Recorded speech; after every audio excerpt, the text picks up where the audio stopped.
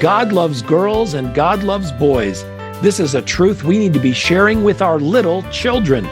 Join me and my special guest for this important conversation today on Family Vision.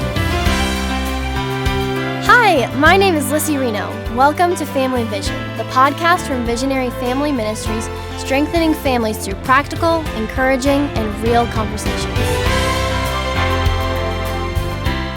Rob Rienow here with Visionary Family Ministries, welcoming back our special guest, Elizabeth Urbanowicz, from her ministry, Foundation Worldview. Elizabeth, welcome back. Thanks so much for having me on again, Rob. We love your podcast and your YouTube channel, again, Foundation Worldview, and the huge impact that you're making in families and making in our family. I appreciate it.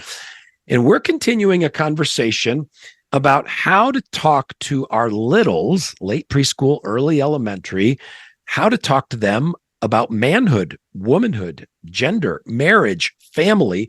And it seems a little weird to talk about those things with smaller kids because for a lot of years, especially in Christian ministry world, when we would do seminars for parents on talking about manhood and womanhood, dating, relationship, sexuality, well, that was a conversation for parents of teenagers. But in this day and age, those conversations are being forced younger and younger. The other thing that I think is an important principle as we get started, you know, Elizabeth, in my generation, and I'm significantly older than you, but in my generation, if you had great parents, you got a thing called the talk. And it was singular, the talk, singular. And it was about 5 or 10 minutes long. It happened somewhere between the ages of 13 and 16. And it was about the birds and the bees. It was about boy parts and girl parts and where babies came from.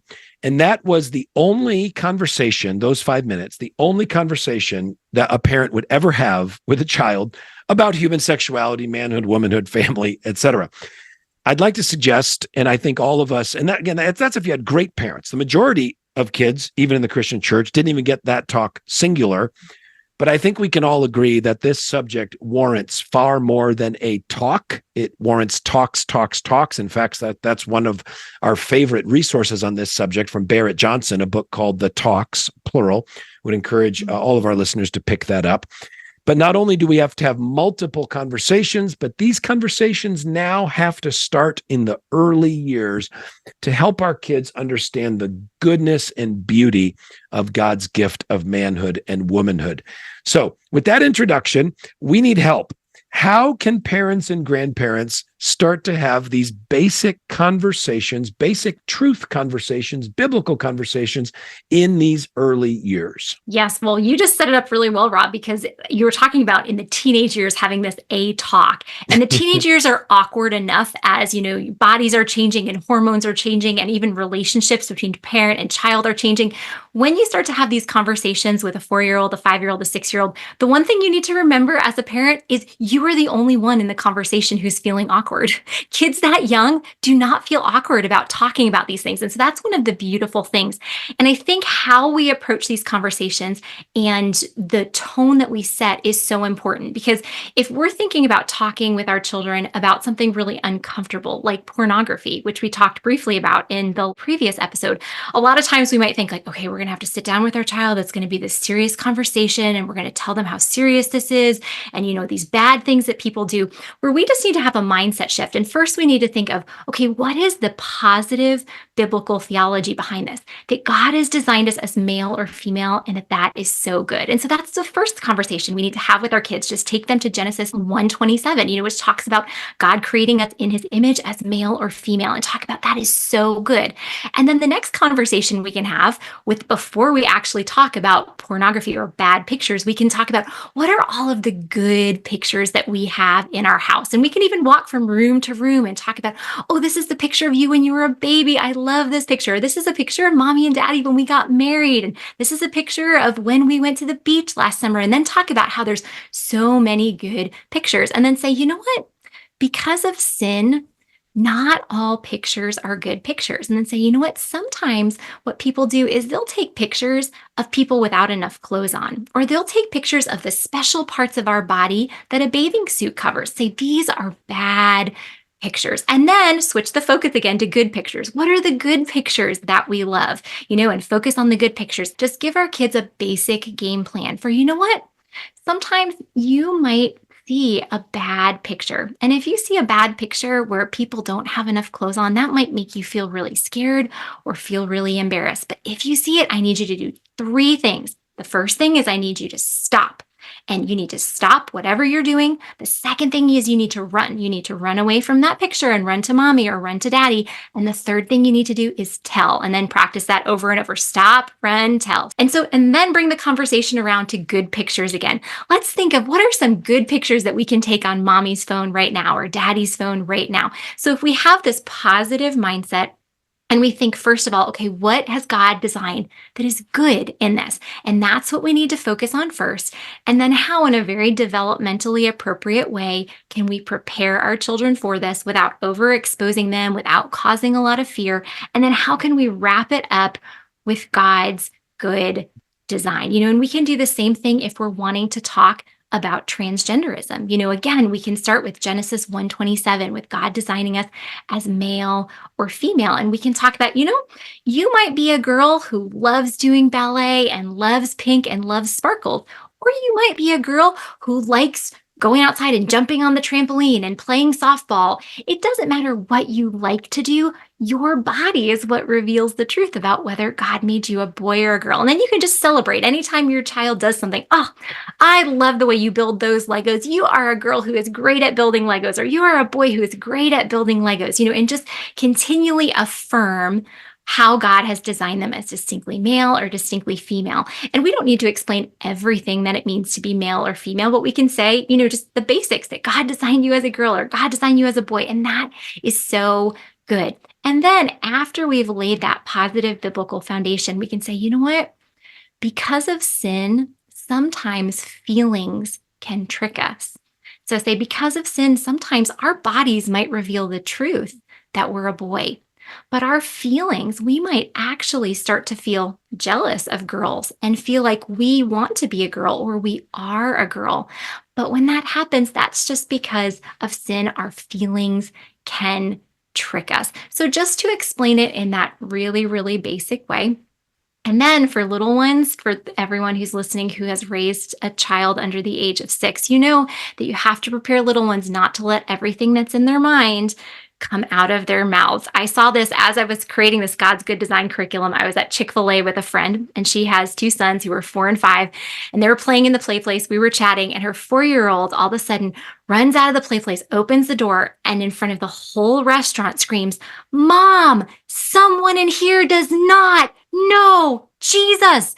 They do not know Jesus." And my friend very calmly was like, "Come here, bud. Come here. We'll talk about this." But, if we expose our kids just to the goodness of God's design and then prepare them for deviations, we know our kids might call out, "Why is that man wearing a dress?" And we don't want that. So really easy, again, 3 steps that we can teach our kids is if we see someone who's let their feelings trick them into believing that they're a boy when they're actually a girl, or they're a girl when they're actually a boy, there's 3 things we can do. 1, we can recognize this is not God's good design.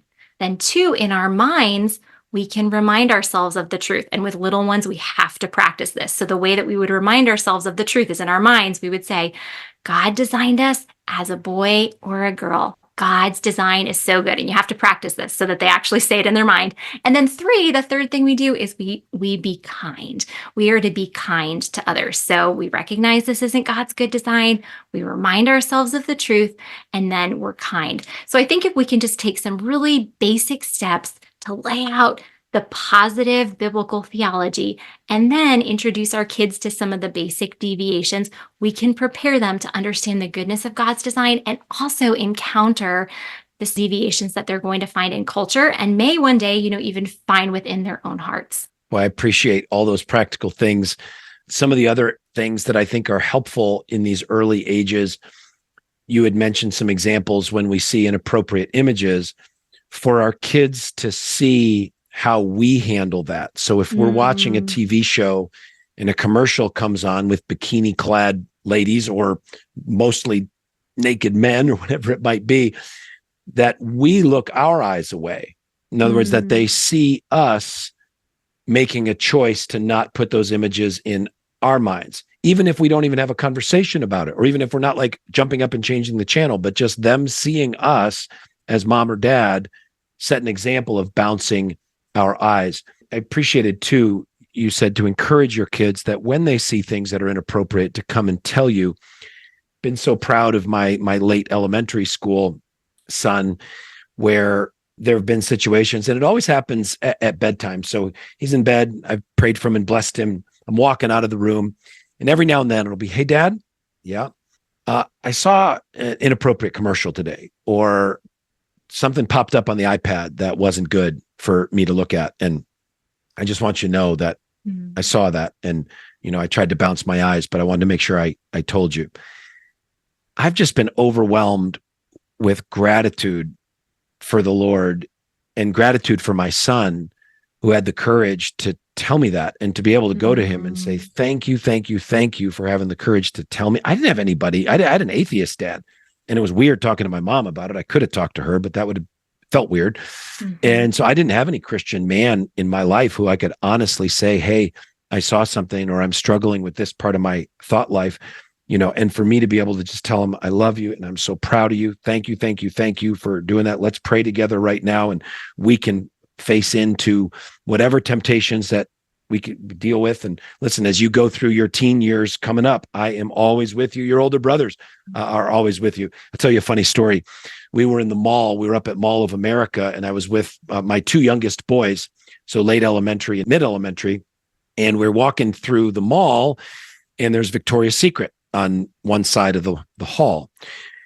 He looks away and I look away, and so we turned to the other side of the hall, and on the other side of the hall was some other women's underwear shop.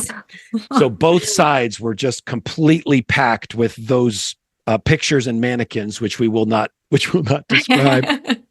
And so my son said, "Dad, here's what they need in this spot.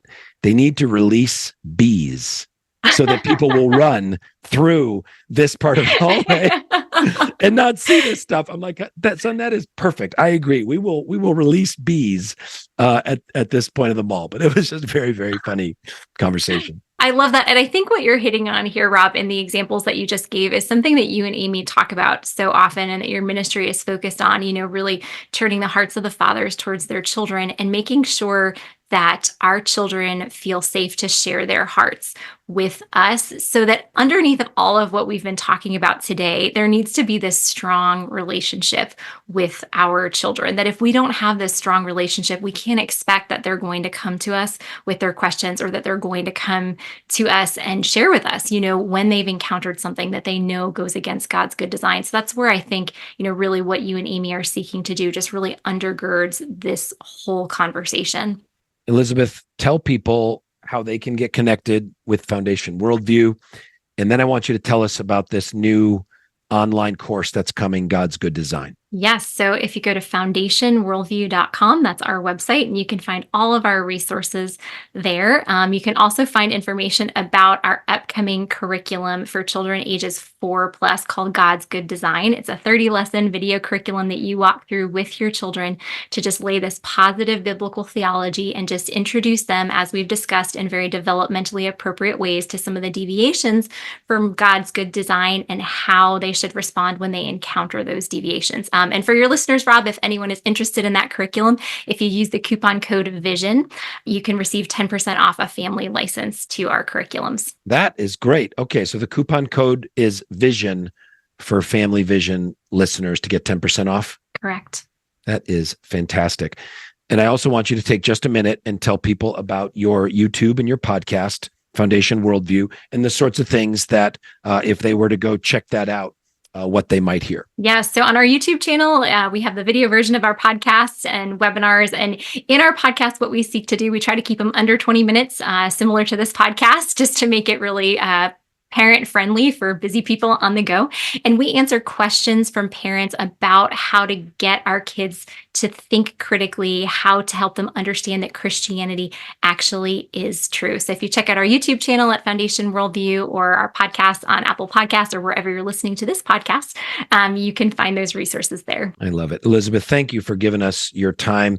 And friends, I'd love to hear your comments and questions and feedback from my conversation with Elizabeth Urbanowicz from Foundation Worldview.